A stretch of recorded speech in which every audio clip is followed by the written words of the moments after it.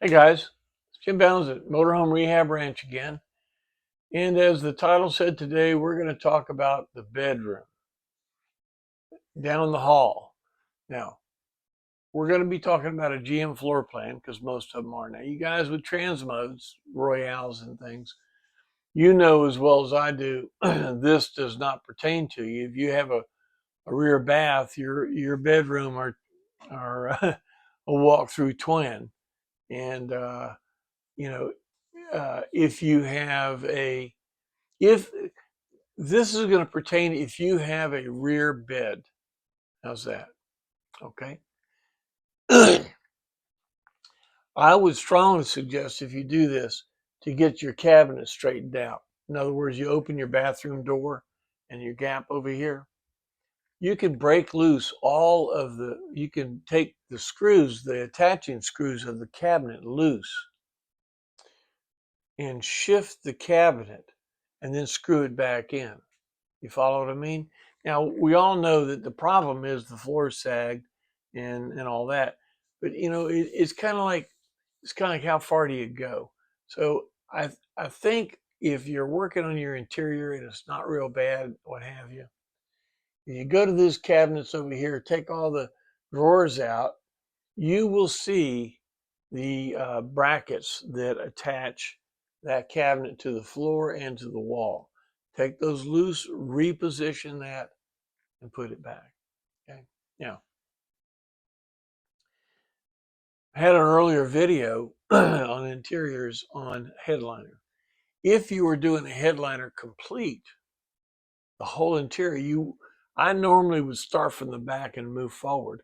But the reality is because of the hallway, the narrow area there, you can just do the back, which is what we're going to do. We're going to go from the cabinet in the hallway back for the headliner. We're going to talk about the rear cap here and then overhead cabinets. Now, as you see here, I've got one cabinet on this side and don't have a cabinet on this side. I'm going to talk a little bit about a little bit about theory and things like that. Uh, the idea is you want the bedroom to feel larger, as large as possible, but it's a small area. It's a 76 by 54-inch bed, which is a double. Now, you guys that have Royales and what have you, they're bigger. But still, the GM floor plan is a 76 by 54-inch bed. Now, you've got your blanket locker at the top and your footrest at the bottom. If you take both of those out, you can get a double long. So what is it, a 78 or something like that? You can get that in there if you want. But the thing is, the blanket locker does work out pretty good. It gives you a spot to put the pillow if you're going to have the bed. Now, this video is going to be talking just about some theories and things because this is a small area. And there are several ways you can deal with it. Originally, they had it where it was a settee, where it was twin sofas. Well, in 73, it actually had a wraparound, but basically twin sofas that folded into a bed. So it could be a room or a bed. And that's a pretty good deal. It really is.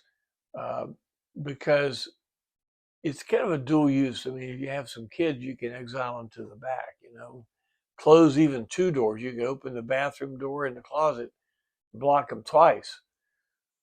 Pretty nice. Or you can fold it into a bed. The problem with a bed on the 76 and later they have the sprung steel seats is getting it to come together like this. There are two Phillips head screws on the front of each one of these things. If you take those screws out and adjust it where when it comes together, it comes right together, it makes a better bed to fold in like that. Now, I'll give you another concept of theory. Now, all of these things, it depends on how you want to use it. because I'm going to suggest to make a dedicated bed. But if you do that, you shorten the distance of the inside of the coach, because when it is two sofas, it's longer. You can walk all the way to the back and sit down there, which is a really, really nice thing. And if your coach is going to be more hospitality, you may want to keep it a convertible itself. My guess, and what's usually happened to the coaches over the decades, is a dedicated bed has gone to the back because it would be much more comfortable. Okay. Plus, I want to give you another plus about this.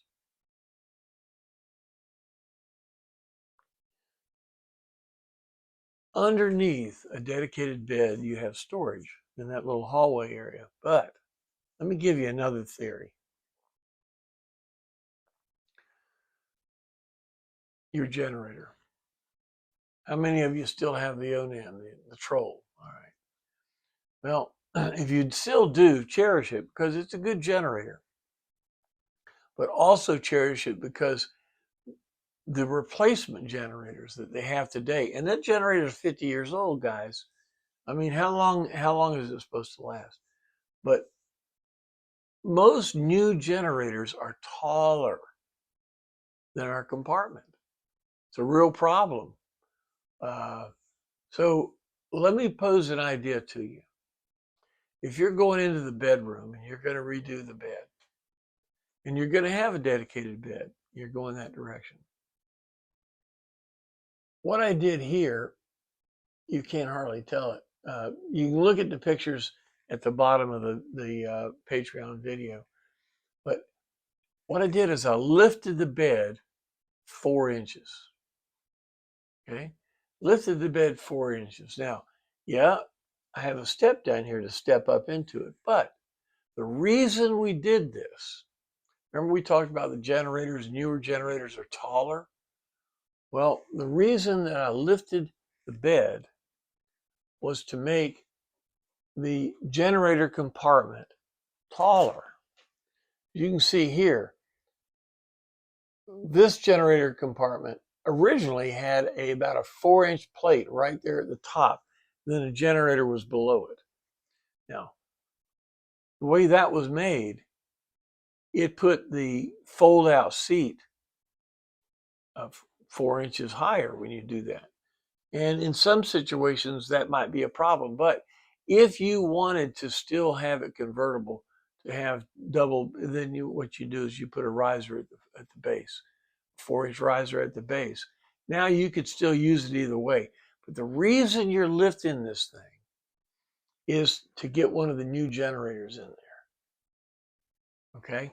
Rather than that 4 inches, you go all the way to the top of the compartment. And the way you do it, if you're on 76 or after, well, 75s, you had an aluminum compartment. But you take the compartment out and literally put a 2x6 right there at the base, build that up, and then put the compartment right back on the top of it. Insulate it. This is a sound insulation.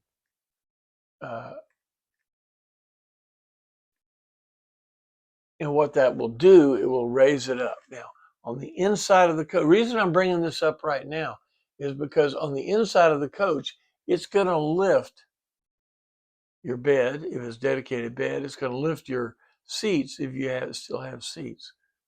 But right now, I've got to tell you, right now is the time to do it.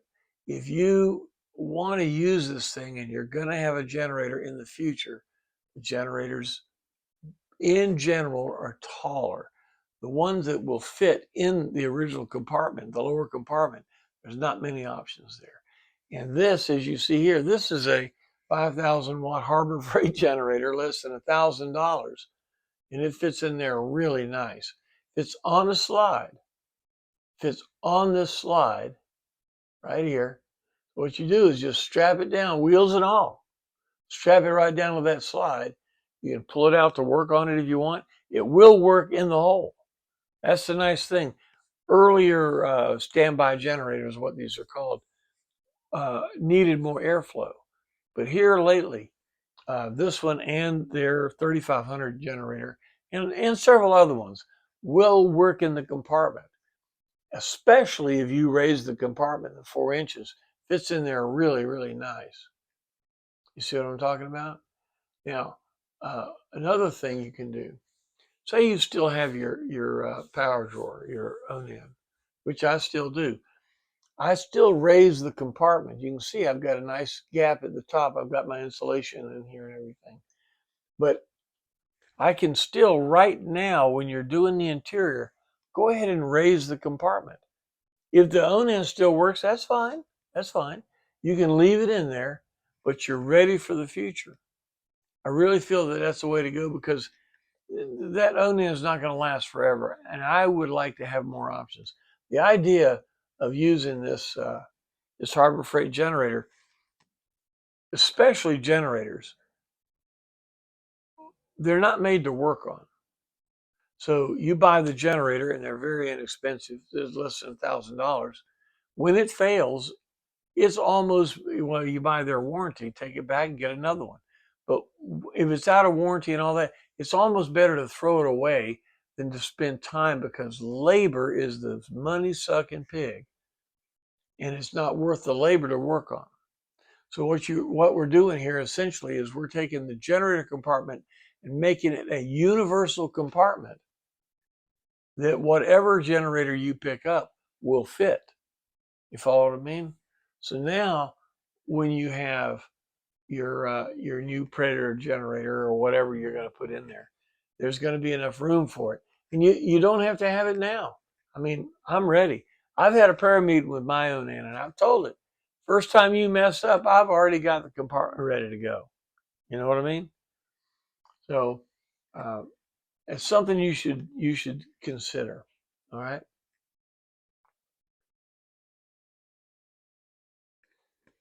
Few other things. Now, what I'm going to do on this video, we're just going to have a talk about some different concepts and things, and then I'm going to go out there in the next videos and do some of these things. I pulled down the cabinet on the driver's side. All right. Reason being, you remember we said we lifted the compartment. Well, if your head is on this side, this is the bathroom side, and it's deeper. It's got a deeper wall here. Your head's going to be here because that blocks off. That makes you feel like another room. You got to get up to look in the room. So having your head on this side and on the blanket locker is a good thing.